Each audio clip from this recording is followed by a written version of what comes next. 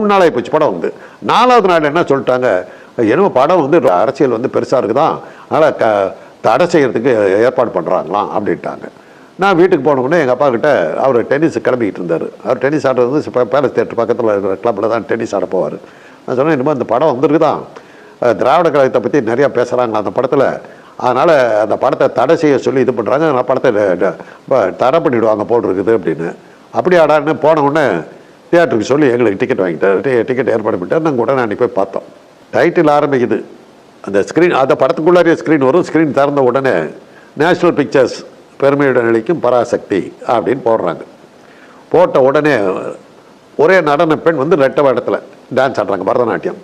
பாட்டு என்னன்னா, வாழ்க வாழ்கவே வளமாறு எமது திராவிட நாடு அப்படின்னு ஆரம்பிக்குது பாரதிதாசனுடைய பாடல்.